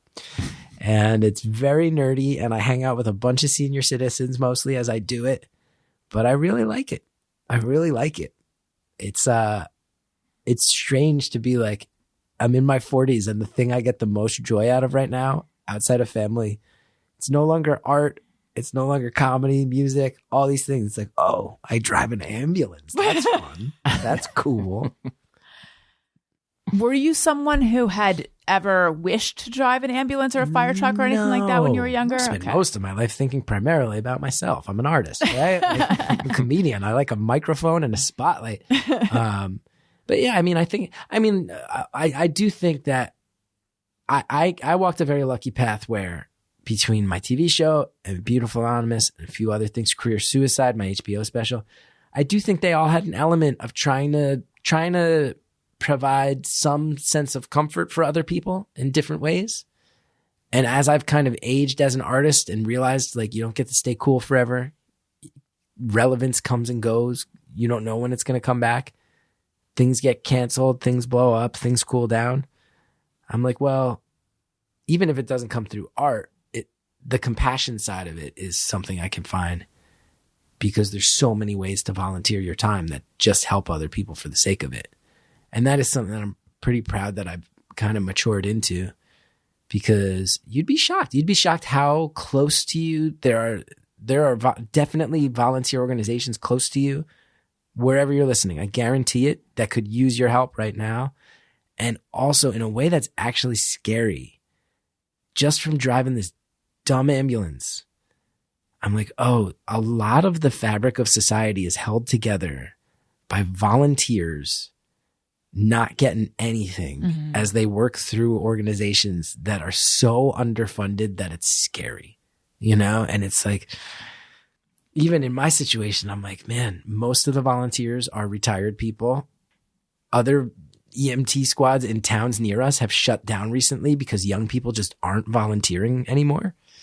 And it's like, kind of, for some reason, the same part of me that felt cool about being on public access TV or knowing about punk rock in high school, driving the ambulance with the retirees in town, I'm like, that is me in my 40s, the closest to that punk feeling I feel. The retirees being the other volunteers or the people you're driving, or both. Most of the volunteers, and I think this is true for a lot of first aid squads, are people who are retired. You know, you're out of the house, you have more time, your kids aren't around, maybe you're bored, you have the time to dedicate it to it. But when you think of it, it's also like those people can't do that forever. Your body can't lift another human body when you're getting into your 70s, your late 60s, you know? I wish that I could find a way to convince young people that volunteering is cool because I think it's legitimately one of the coolest things I've ever done. And it's like most of what we do is help elderly people in town. And you're always going to feel good about that, right? Somebody in their 80s or 90s falls and then you drive an ambulance and you help them get to the hospital to get checked out. You just feel good about that. And the times where this has been insane, it's so insane and it's so funny that I'm like, man, everybody should see this side of life. Like what? Like, I have to be very careful not to violate actual HIPAA laws right now. But like, I can tell you, like, so first of all, like I signed up for this thing. I didn't know what I was going to do. I had to go train in CPR, 1-day class. And then they gave me a bunch of driving lessons, just one of the other ambulance drivers in town. And then I shadowed a guy. And after 3 or 4 weeks of shadowing this guy on Tuesday nights, the captain of the squad gets in touch with me. He's like, so we're bumping you up. You're our Tuesday night guy now. And I was like, I've only shadowed this other guy like 3 or 4 times. Like, I don't think I'm even close to ready. He goes, well, that guy bought a house in a different town. So you're the Tuesday night guy. I was like, that's how much of a thread this is on. I got thrown into it. And the first night that I ever drove by myself, I had 2 calls. And this tells you kind of the scope of it, right? One was an older guy who had a pre-existing heart condition. His heart rate was weird. I was very scared that my first ever call was going to be heart related because those can be very intense, as you can imagine. We get there, the guy's joking around with us. He's like, my doctor told me I need to go to the hospital. My wife and I are both elderly. She can't drive at night. I need a ride. That's what this is about. He climbs on the ambulance by himself. We're not scooping him up in a stretcher, right? That's about as low key as it can get, right? 2:30 in the morning, the pager explodes again.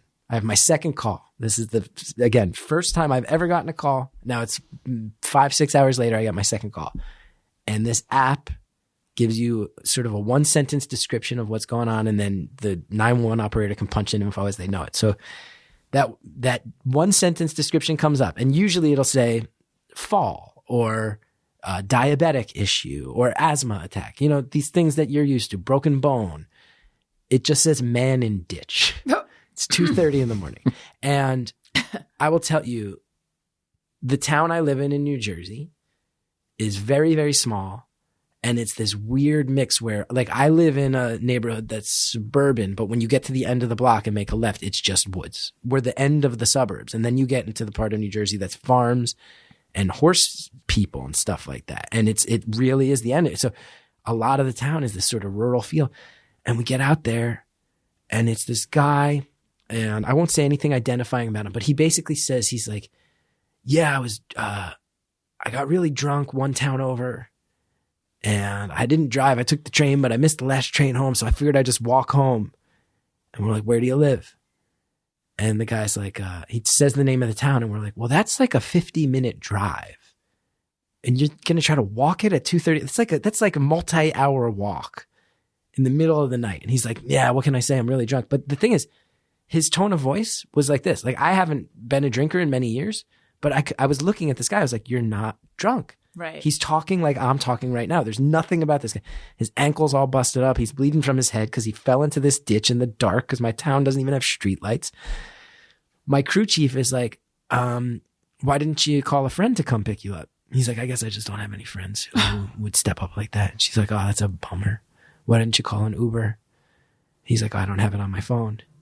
She's like, well, why didn't you download it? He goes, I wasn't getting any reception. She's like, but you called us, so you definitely have reception. And they just stared at each other.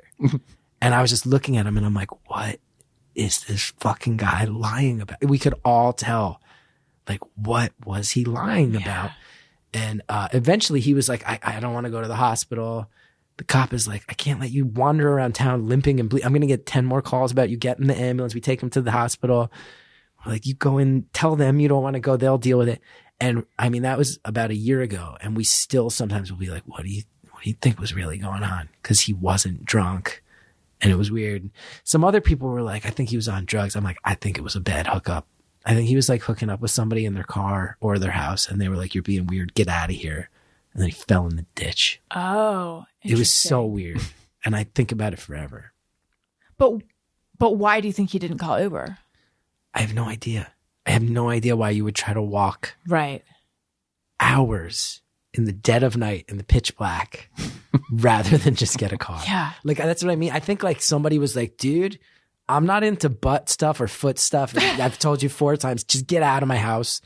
And he didn't even have time to call the Uber, you know? Mm-hmm. I think he was like, I got to just go right now. And I think he was walking just to get away from a situation like that. Right. Like, I think he was some guy who tried to pitch a golden shower.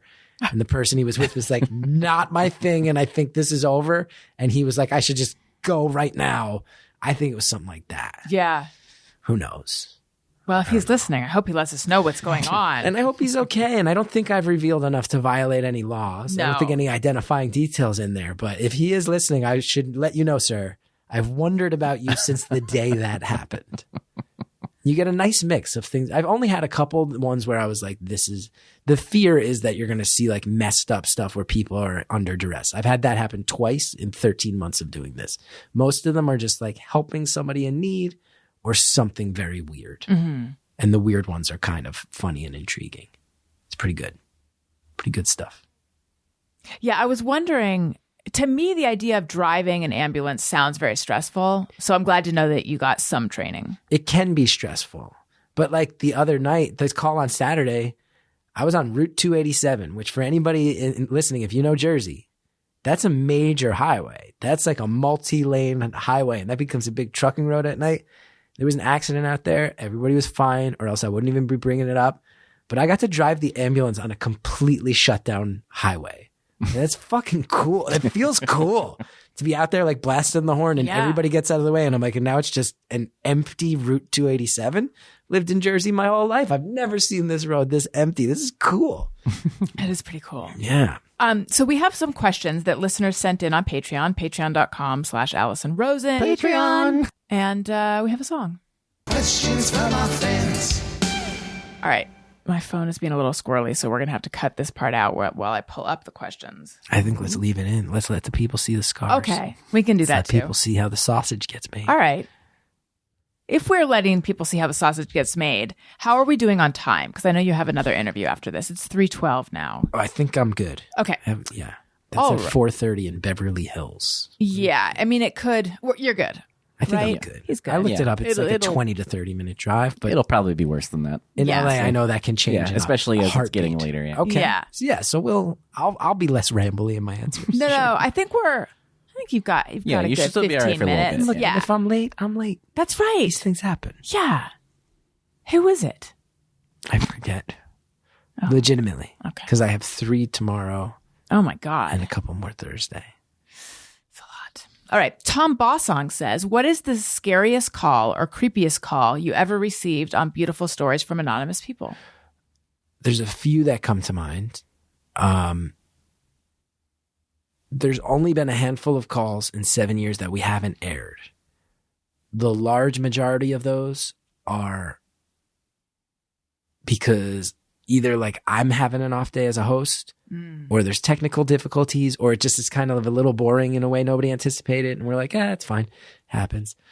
But there have been 2 where it was clear that 2 people were unwell to the point where we were like, we can't present this as entertainment. And one where we actually stopped the call where I was like, listen, like, I think this is clearly a cry for help, and I'm going to stop the call and let you know I'm not putting it out, but let's talk. And we talked actually for much longer than we would have about that's nice. that. I will say we did air one. I forget the exact title of it, but the listeners of my show will know right away. It was someone who called up and was basically explaining how their boyfriend was very, very manipulative and controlling, and they were feeling like it might be abusive. And she mentioned early in the call that her boyfriend also listens to Beautiful Anonymous, and that when she was on hold, he texted her and she said, I got through to Beautiful Anonymous. I think I'm about to record a call with Chris. So That's she's tough. like, and she was like, he knows that I'm doing this right now.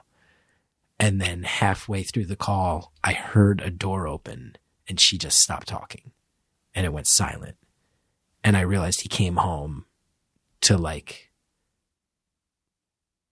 gut check her during the course of this call. Right. Like, I think his mind was going, what is she saying about me right now? I'm going to go there and show my face. And it was so sad to hear someone say, like, I feel like I'm in this situation that's, you know, scaring me effectively. And then to hear her get scared when the person appeared. And I flipped out and was like, I heard what just happened and it's completely fucked up and unforgivable. And dude, I know you're going to listen to this someday because you listen to the show and clearly you're also a narcissist.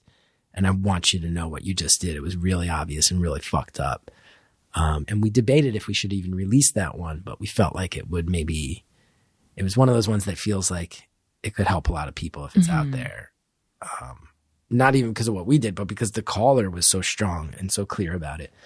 That one was very scary. Very scary. Yeah. Now, what was the argument for not releasing it?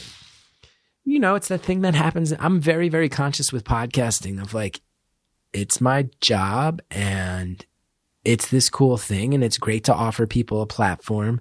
But at the end of the day, it's entertainment. Like I started the show as a comedian and we still have like the call we released earlier today. The dude just talked to me about yo-yos for an hour. We still have some that are just like light and silly and fun. We have some that are very funny, but every now and then we get one that's really intense like that. I'm not a social worker. I'm not a therapist. I'm very, very aware of that. So I do a lot of soul searching about, you know, it's entertainment and is someone else's duress entertainment. Right. So it was one of those debates. But at the end of the day, I think she had so much to say,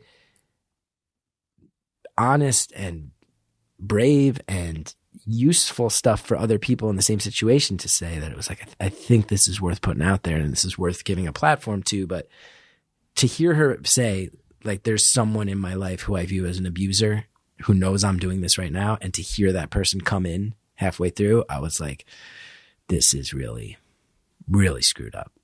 Really screwed up.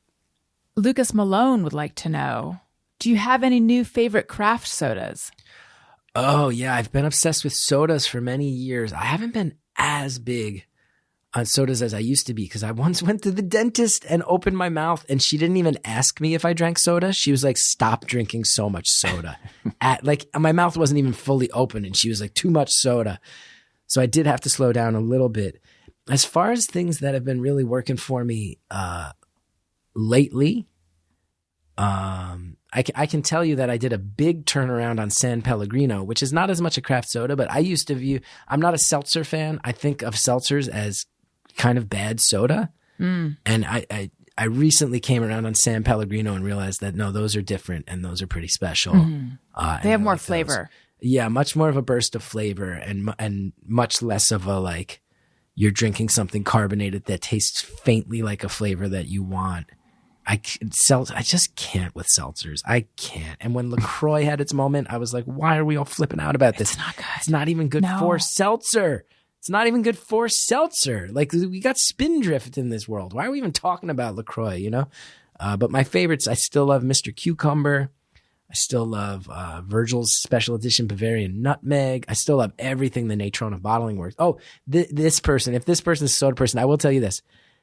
I toured through Milwaukee and I went on a tour of the Sprecher's bottling plant, and that is the nerdiest soda-related thing I've done. I toured the bottling plant where some of my favorite sodas are made. And the dude giving the tour was visibly was giving me looks by the end because I was asking great questions. And like what? I'd be like, so, you know, like I know Sprecher's uses honey as a sweetener instead of cane sugar, and that's probably like the twist, but as far as honey storage goes, I know it crystallizes. So how do you make sure your honey? And he was like, you're asking me about our honey anti-crystallization? Or he'd be like, if it does crystallize, does it mess with the brewing equipment? Do you have to do extra cleaning things? He was like, why do you care? I was like, I care so much. And I don't know why, but I care so much. I had real questions on that tour. You're prepared. Now, what did the dentist see in your mouth, do you think? Because I have... and this I've talked about too much on the show. I've got a little enamel loss situation. I think it was enamel. I was just going to say it was enamel. I think the enamel was just visibly burnt off. When I open my mouth, they're always like citric acids. Yeah, but they don't instantly think soda. They're just like, what happened? Yeah, she called it right away. Yeah. This dentist was like, you drink a lot of soda. You got to chill out with that. I was like, how'd you know? And she's like, because your teeth are like chalk, you know, like you need to take care of these. Actually, a hygienist, I was just thinking about this the other day. A hygienist was like, wanted to know if I struggle with bulimia. She's like, this is a safe space. Wow. And I had, I told her more than once. I think it was one of those, I said no. And then I think she's like, are you sure you don't? And I'm like, this is a safe space. Which actually like really annoyed me, even though I think maybe there could have, which I've never been bulimic. Yeah. I think I've struggled with all sorts of things, but not that specifically. I think there could have been a universe where I didn't take offense to, but it was more like because I could tell that she wasn't believing me. But then when the dentist came in, he's like, no, this is soda. I was like, thank you. Yeah. But anyway, your teeth are rotting out of your head because of your sugar addiction, not because of. Well, so actually, it's like you said, it's the citric acid because for years, I never drank anything with calories. So it's always like 0 calorie flavored waters is what that was my poison for years. But in the middle of the night too. Like I just don't like water. Yeah. So I would drink these wild cherry flavored. They sell them at pavilions. It's all I drank. I've now switched to water, but I've introduced Diet Sprite back into the mix a little bit. And I'm like, God, it's just so good. Yeah. But yeah, I think it's the citric acid. I need the caffeine too. I'm a dad now. I need to wake up. Yeah. I had a Mexican Coke earlier today. I know it's become a hipster thing. It's delicious. Is your preference when it comes to soda, is your preference can or bottle? Oh, bottle. Okay. If you're drinking from a bottle, no, but because here's the thing. And this was once explained in a video by John Neese, the proprietor of Galco's, which is my favorite thing in Los Angeles, is the soda supermarket, Galco's. He once said, whatever they put in a bottle, that's what's coming back out. Yes. In a glass bottle, like a plastic bottle, a can, you're not getting the same thing. Right. But whatever that was intended to be when the bottler put it in that glass bottle, you're tasting it as they meant it. It doesn't degrade at all. Right. There's a lot of people who are very religious about Diet Coke from a tap. Not I. No. Also, those Coke, there's people who are obsessed with those Coke remix machines. Oh, yeah. You can add your own flavor combos. And that's all novelty. Yeah. Those are fun, but it always tastes bad. It always tastes bad. It's a tease. Why are you teasing me with the chance at a cherry vanilla Mr. Pibb? Right. When it's going to be, you just have dirt. These are just dirty nozzles spraying half watered down syrup. It's not good. Perfect the technology and then I can get on board. Here. Let's also do Just Me or Everyone. Is it just me or everyone? All right. Chris, do you have a Just Me or Everyone? I do. Does everyone have fast food orders that they never deviate from for 20 years? Because Taco Bell in particular for me, I realized a few years ago, I have had the same exact order at Taco Bell every time I've been there without deviating even once since I was 16 years old. And that was almost 30 years ago. I'm about to turn 43. What is the order? For 30 years, I've ordered 2 bean burritos, nachos with cheese. And then another thing I do that I don't do anywhere but Taco Bell is I mix half Pepsi, half Mountain Dew in my soda. Oh, wow. And I realized that for me, I'm like, this is a tradition. Fast food, you keep it basic, you keep it simple, you find something you like and you go with that apparently forever. And it's been brought to my attention that other people will actually try they're constantly different items from the menu. I've never understood when they're like, oh, we got one that's a Dorito wrap. I'm like, why? Because everybody's locked in on their shit already. Yeah. But I've started to realize, no, other people might like variation. I think, yeah. I am a creature of habit. I don't have any specific it's always the same order. But it was the same soda for years. But was it? Yeah, I mean, it was that wild cherry stuff that destroys enamel. But I don't have that. There's got to be people though, Tony. It generally will stay the same. I mean, 20, 30 years, that's a long time. I've definitely strayed since then. But yeah, if I do go to Taco Bell these days, it's been the same thing for several years now, but not anything too crazy. Yeah. What's your order? And this actually, literally, because I think I just hadn't really had Taco Bell in a while. And then in listening to Doughboys, they kept recommending, they were talking about Cheesy Gordita Crunch and the Doritos tacos, and now that's what I get. Now, are you never curious? It doesn't even occur to me. Oh. I don't even read the rest of the menu. Like it's not an option. I realized at some point, and I realized this probably a good 10 to 15 years ago. You're taking your time. For me, what Taco Bell means is 2 bean burritos, an order of nachos with cheese, and a mix of Mountain Dew and Pepsi. I didn't even know they offer a mix of sodas. Well, because you do your own. At the machine. Right. So this is for an indoor order. I see. I don't ask them on the drive-through. That is a very, if I go to a drive-through, I am too embarrassed to ask them to mix Mountain Dew and Pepsi. So I'll just get one or the other based on mood. But if I go inside, I always mix the two. And there's a system by which I do it.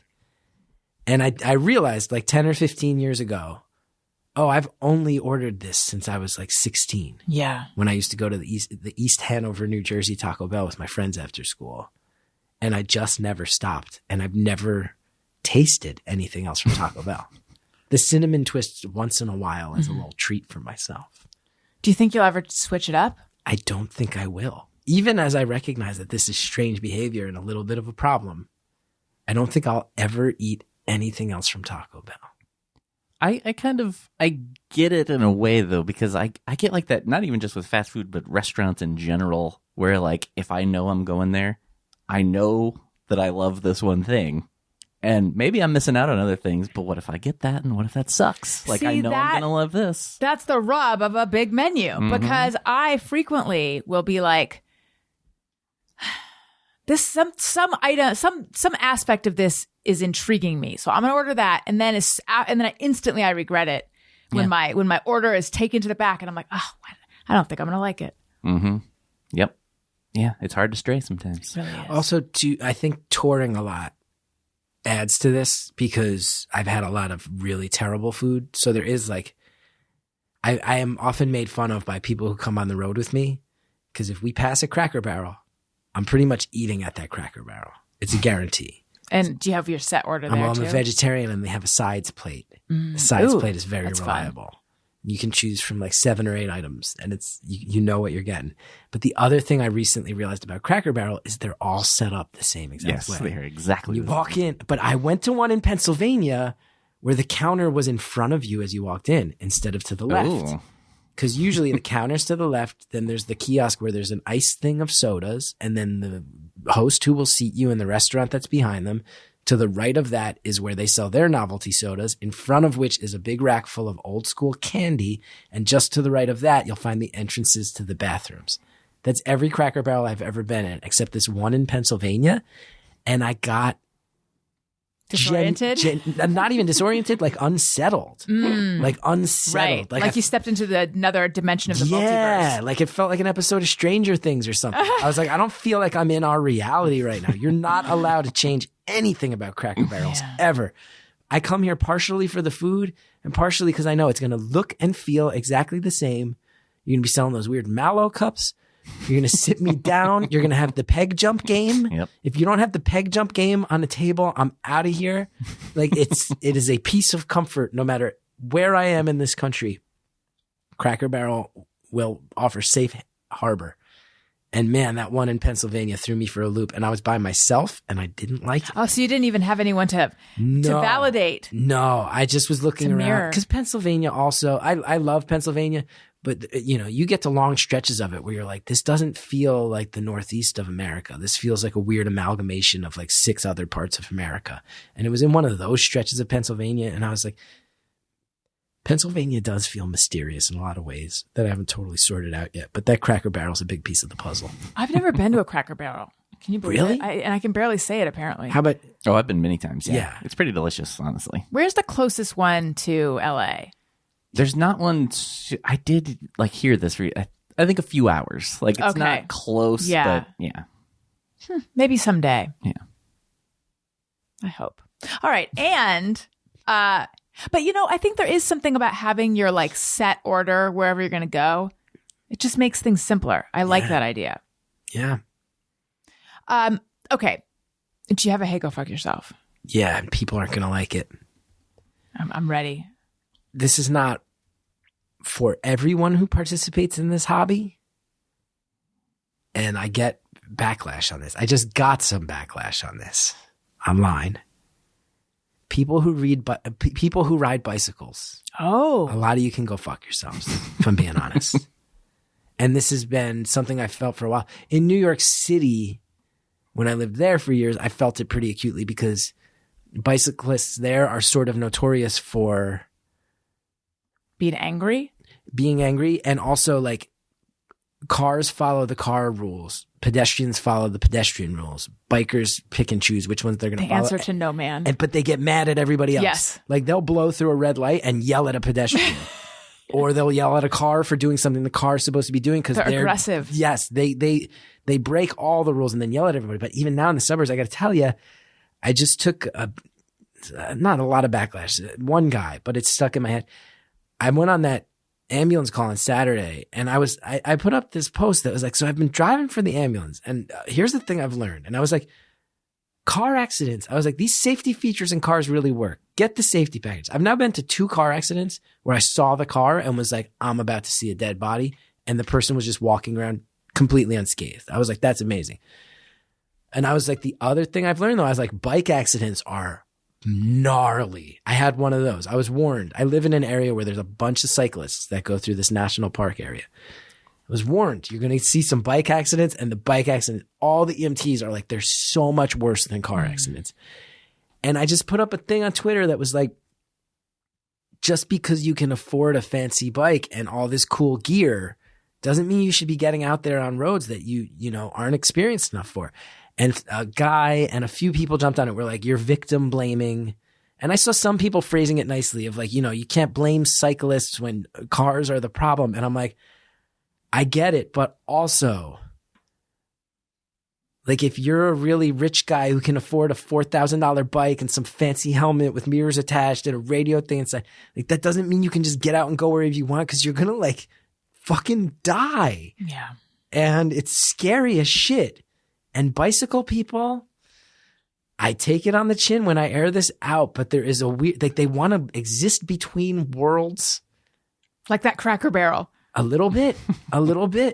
They kind of like opt into rules as they need them. And it stresses me out, especially as somebody who drives an ambulance now, because the amount of bike accident calls I see, I don't know why everybody's not talking about this in America.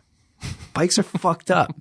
Probably should just avoid them in general. No, it's a healthy thing for people who are experienced, but man, people think they can just like buy expensive spandex and a cool bike and get out there. Yeah. And you can't. And you're putting yourself at risk, and it's scary. And I sort of think there's an arrogance to this in which it is justified for me to say, you can go fuck yourself. Hey, go fuck yourself. I agree wholeheartedly. That sounded like Rockapella from Where in the World is Carmen Sandiego. Remember them? Yes. That had a very Rockapella vibe. I used to have a troll who I haven't heard from him in ages. I hope he's okay. He did not appreciate anything I did. And he was an angry bike messenger. Yeah. I think he might have been angry. He might have worked as and he was just like very angry all the time. Why? Not all cyclists can go fuck themselves, but even cyclists have this breed of angry rule bending cyclist is like a scourge upon society. And I understand that they are in, they feel that they are persecuted and that people don't like, they feel that they're in danger all the time. And like, yes, you are. Exactly. So stop expecting everyone else to take care of you. And like, do what I do. Ride on the sidewalk. I haven't ridden a bike in a really long time, but I find it scary to ride in the street. Well, even that, New York installed all these bike lanes. And now granted, you see videos where like people be blocking where the cops will be blocking the bike lanes, or people be unloading stuff into stores and boxes blocking the bike. But by and large, you see a totally open bike lanes, and then bikers just flying down the streets in between speeding taxis and stuff. And I'm like, you're going to die and I'm going to have to see it. And that's the part where you can fuck off. That's the part where it's affecting you personally. And also as an ambulance driver, like I did have a call. It was a guy who he had a real fancy bike, and then he got in over his head and he wiped out hard, and I had to go pick him up. And it's not pretty, everybody. And this gear culture will convince you that you should be where you shouldn't. And don't do it. Don't do it. Because you are in danger on those things. Anyway, my kid's probably going to become the world's most dedicated cyclist. Thank you so much for coming on the show. Now you have Beautiful Anonymous Festival at the Bell House coming up. Tell us about that. Yeah, beautifulconanonymous.com. It's going to be our first ever fan convention. We're doing movie screenings and live calls and comedy shows and live music and a meet and greet with past callers to the show. And the whole thing's going to be nuts and fun.